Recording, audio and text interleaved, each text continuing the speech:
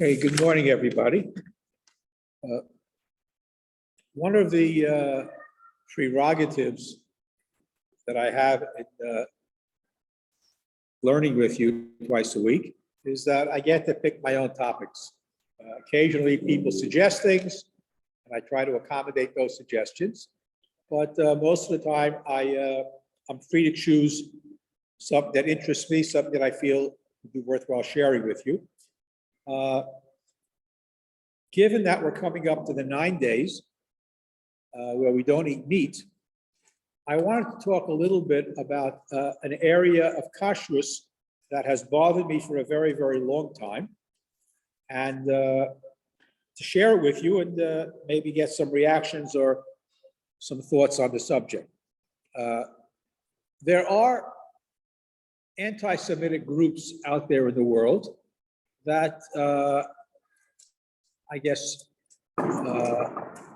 they utilize shechita as a way of demonstrating their antipathy towards Jews and Judaism.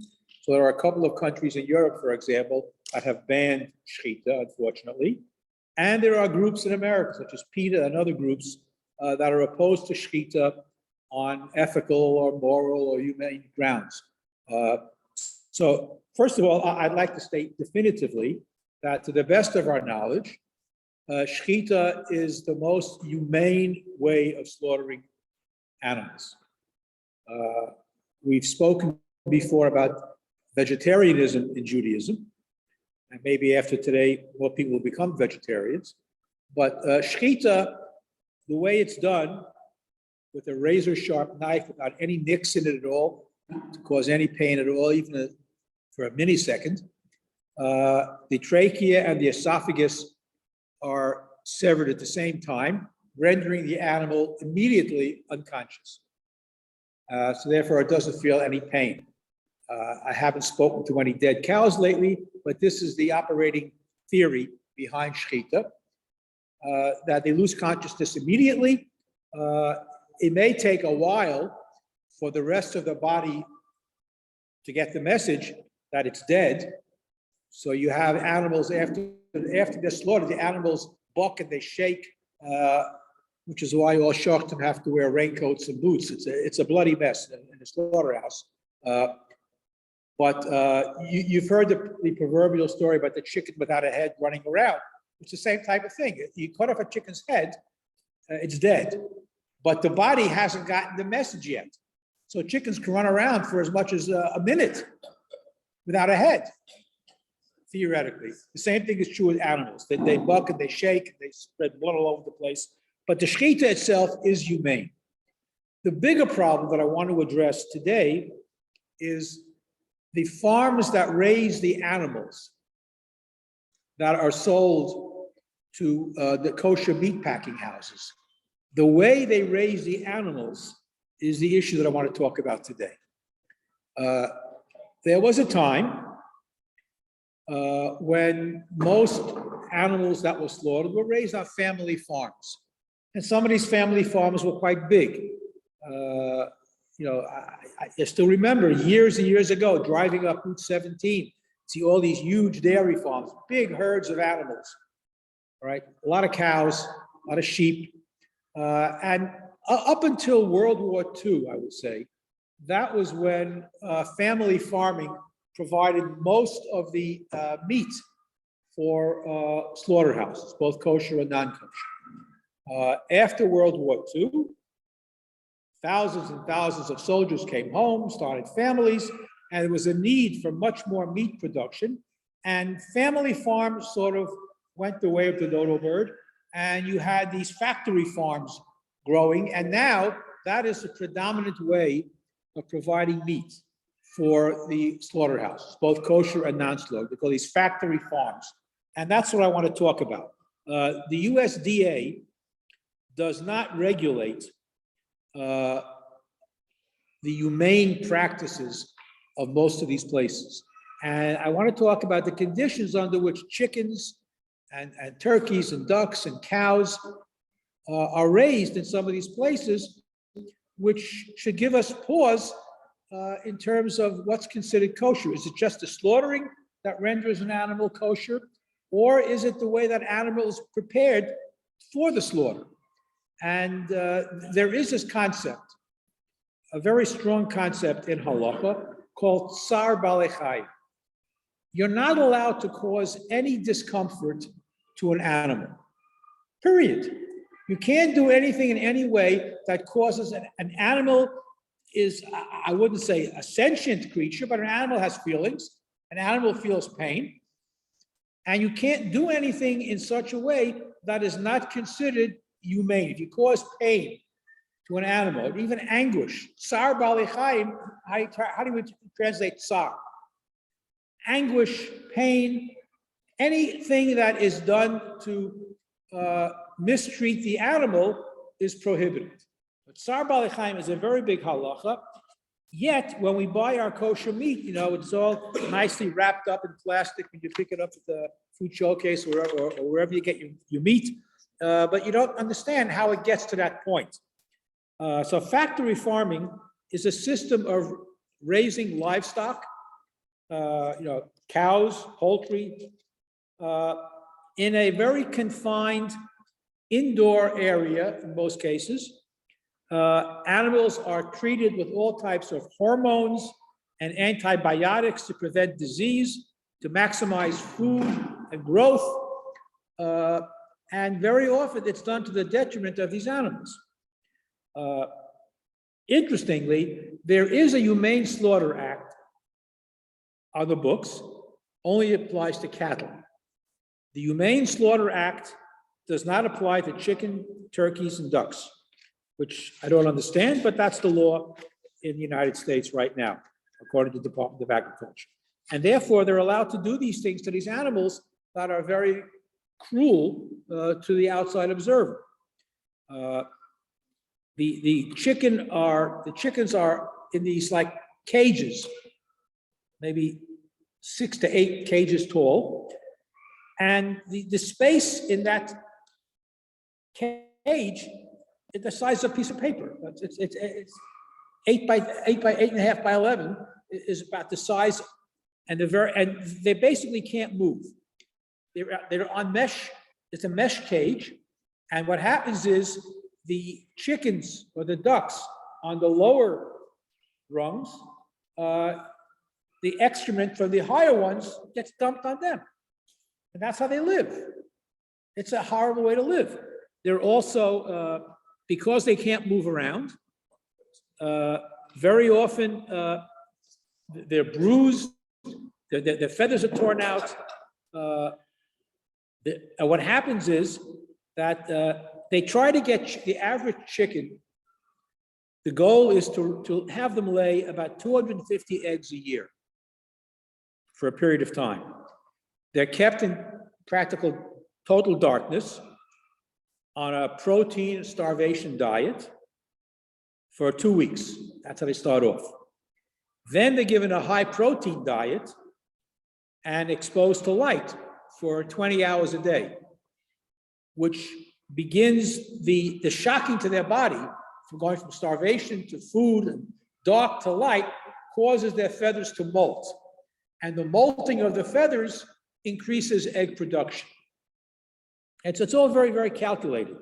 And during this process, anywhere from 5 to 10% of the hens die during this process. Chicken that are raised for consumption, the broilers, slightly better conditions, but also they're also in very cramped. The chickens they can't move, and they're on these wire cages, and their claws actually grow around the cages sometimes. They can't even move because they're locked into place.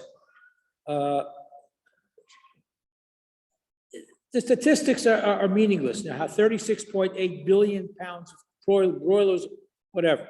But there's selective breeding, so that the ones that are not as full or not as big, or not producing as much meat or eggs, they are eliminated. Most of the chickens that are raised for consumption can't walk because they're kept in these confined cages such a period of time. From 1935, fascinating statistic, from 1935 to 1995, the average weight of broilers increased by 65%. Yet their food allotment, the feed that they feed these chickens, went down 57%. Now, what happens to all the male chicks that are born that are not broilers and that are not going to be, obviously, egg layers? They're disposed of in the most horrible ways you can think of. Either sucked into a tube, or they're electrocuted, or just let to starve, putting in pipes.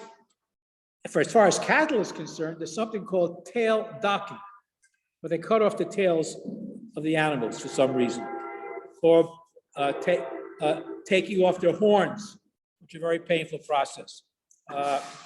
Cows give milk only after giving birth. So to maximize production of milk, the dairy farms, cows are kept perpetually pregnant. And once the cow gives birth, the calf is taken away. Now, animals have feelings, and this is very traumatic for the mother and for the calf. What do you do with the calf? Well, that's called veal. Male baby calves is where a veal comes from. And veal, again, it's a baby calf that's slaughtered when it's very young, at a tender age. And these farms are notorious for their cruelty.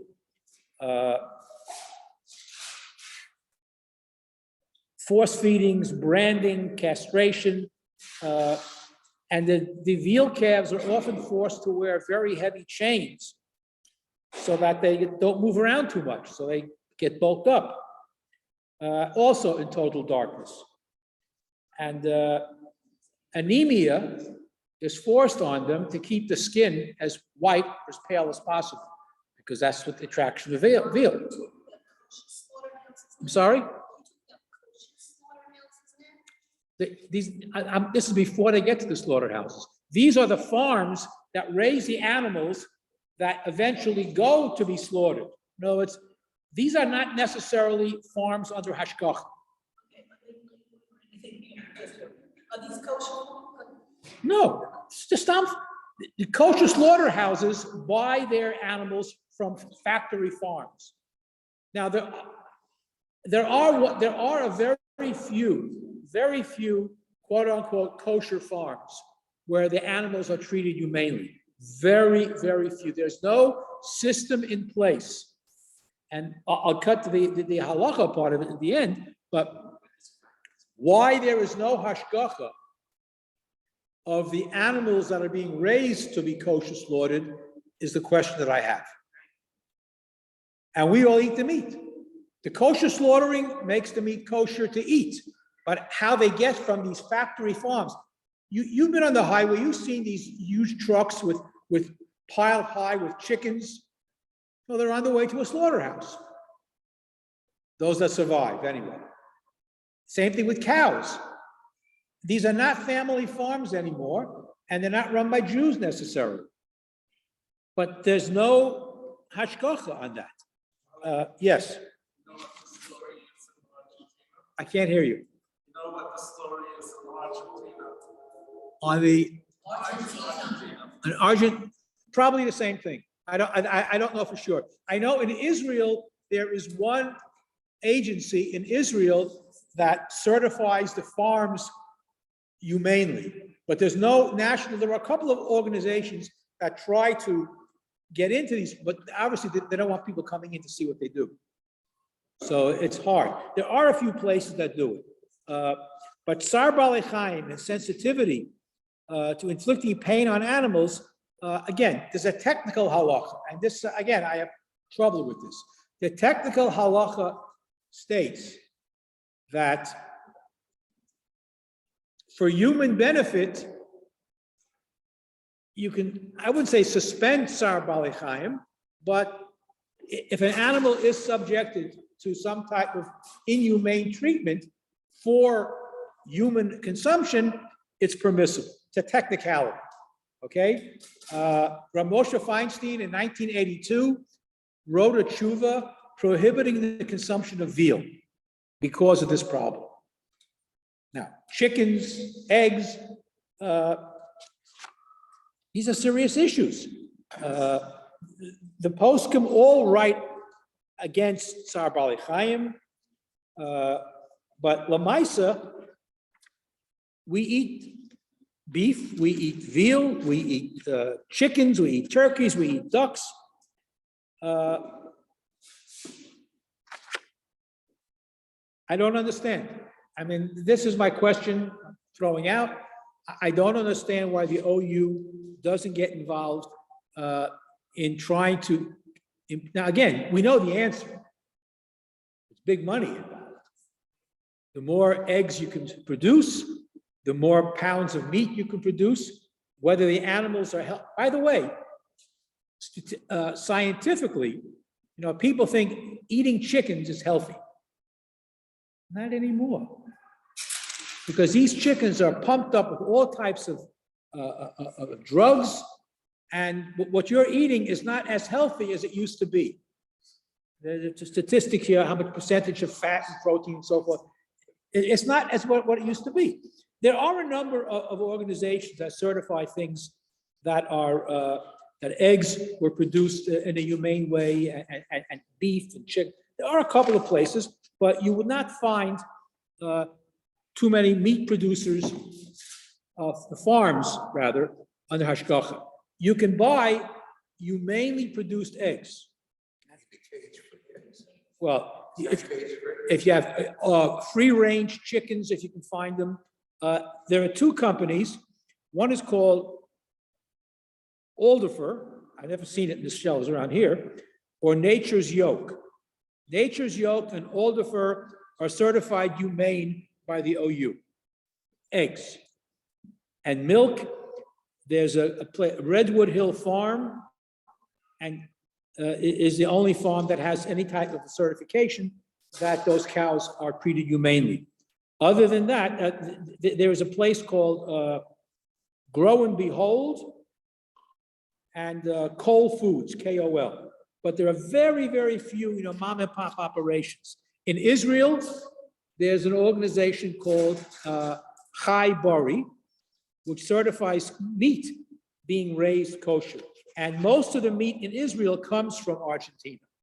So I would assume, or maybe it's from a few places in Israel. I'm not really sure about that. Now, so what do we do about it? Petition the OU with the Chaf K and all those places that give hashgacha, that to try to do some kind of control, but you're talking big business, agribusiness, it's a big business, and the animals that are raised are not raised humanely.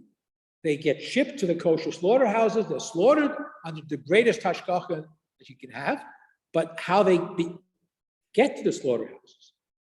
They're not necessarily family, they're not family farms, they're not Jewish, right? They're meat producers. And the treatment is very, very difficult. The two options that people have, well, three options. One is if there was a grassroots letter writing campaign to all the kashrus organizations to do something about it. Whether that will be effective or not, I don't know. I haven't seen it happen yet. The other alternatives become vegetarian, which I don't see that happening either. A third alternative, which is becoming more and more popular, is plant-based meat. You can get the Impossible Burger and things of that sort, which look and taste just like regular meat, but it's plant-based. And there's more and more of that becoming available today. But what do they throw into the plant-based and make it taste like? It's chemicals. Yeah, So, look, plants are grown. That's why it's soil. Well, they're just soil. the best thing would be, if it were possible to have a grassroots campaign to get the kosher slaughterers to only accept animals from farms that are humanely raising their chickens or ducks or sheep or cows, that would be ideal. The reality is, I don't see that happening tomorrow because, as I say, the more chickens they could produce, the more eggs they could produce, the more pounds of beef they could produce, or lamb or veal, it's dollars in their pockets. It's kosher certification organizations did something about it. We tried to cost them so much that it would be, the cost would be prohibitive. Okay, so it all comes down to dollars. That's the way it is now. Very bad. Again, in an earlier period of history, if you go back to the shtetl, or if you go back to pre-World War II times, where most of the animals that were slaughtered were raised on family farms, and didn't have this factory mass-produced thing. The animals were treated like members of the family almost. You have big herds of animals, but they were treated humanely. Chickens could run around, cows could run around. Today, it's big business. So I'm raising an issue. I'm frustrated because there's not much we can do about it. As you say, if they were to employ humane treatment in all of these factory farms, that would raise the price of meat more than it is today. Granted, again, kosher meat is more expensive because there are a lot of steps involved in getting the meat to your table. You have the shechita and the bezika and so forth. Serious problem. Yes. This issue is not just with food production. I mean, if somebody has a slumlord treating his tenants terribly, donates some sacred Torah to the shul, he's treated like a king. Well, it depends So where. the money comes from. Again, unfortunately, you're right. I remember a situation that it was about, I don't know, 40 years ago, there were big nursing home scandals in New York City, in nursing homes that were run by Hasidic individuals. And I was up at the Homoac Hotel for a conference, and there was bar mitzvah at the same time. And this one particular rabbi, who had just gotten out of jail for terrible things he did in nursing homes, they gave him shishi, they gave him all kinds of kibudim. As long as the dollar reigns supreme, nothing's going to change. The slumlords, the nursing home people, the ones who raise animals in a very inhumane way, no one's going to. Now, if the USDA decides to clamp down, I think that's the only way to do it. If the USDA would clamp down on all these factory farms, but that means sending out inspectors, changing the way factory farming is done, allow chickens to roam free instead of putting them in these cages in the dark, injecting with all types of chemicals and antibiotics. That's, theoretically, that would be nice. But the bigger question is the hashgacha question. They turn a blind, they look the other way. Once the animals come into the slaughterhouse, then the hashgacha is very strict. You got mashgichim, and you got people checking the knives, and you're watching the shechita, blah, blah, blah. But how the animals got to the slaughterhouse, and what these animals who survived, but not all the animals live from the farm by the time they get shipped to the slaughterhouse. If you have to treat them well and feed them until they get there, that also costs you money. So they don't want to do that. So it all comes down to the almighty dollar. And again, I think it's more people have to make noise about this. And I think more people have to put pressure on the various hashgacha organizations to try to do something about the humane treatment of chickens and ducks and hens and beef and sheep, how they're raised on these factory farms. It's not humane at all. And it violates, in my mind, not only ethical concerns, but halakha concerns. Again, there are poskim who are very upset about it, but on a technicality, they say, well, you shouldn't do it, but if you do it for human consumption, it's okay. Because the animals are on a lower level than the human beings. Sveltepis, as they say. It's not a satisfying answer. So I raise the issue. It's something that has bothered me for a long time. I wish there was something I could do about it. And maybe the OU or the Chaf-K or some of the other conference organizations can launch some type of a letter writing campaign to get the USDA to certify farms as humane. And if it's not humane, you can't buy their product. If you heard them in the pocketbook, that seems the only answer. You know, write to your local kashrus organization and suggest they put pressure on the USDA to put inspectors in these factory farms, because you know, a Farmer Jones doesn't exist anymore. It's all corporate. It's all corporate, and we are the perhaps unwitting beneficiaries of the inhumane treatment of animals. So next time you bite into your hamburger or you have a steak, you'll keep that in mind, and maybe these people will get roused to take some action, or stick with the Impossible Burger, or become a vegetarian. I don't know what the answer is, but clearly there's something wrong with factory farming. Finish one. Before the animals get to the slaughterhouse. And that's what I wanted to share with you today. It's been bothering me for a long time. And the statistics are available. You can go online. There are very disturbing videos. If you go on YouTube, there are some very disturbing videos taken, obviously undercover, of what goes on in some of these factory farms, how the animals are treated, just to make a buck. Have a wonderful day. I got to rush and finish my steak. Thank you, Reb Wallace. Thank you. Thank you. Have a good day. Go have some vegetables. There you go. The veggie burger. No, but it's a mitzvah like any other mitzvah. You know, just like we minimize it. But we're all guilty, unfortunately. Anyway, have a beautiful day. Something called the Hechsher mitzvah. Yes. They want you to extend your hearing aid. Why do they keep sending it to my email? Why don't you tell them to send it to you? Well,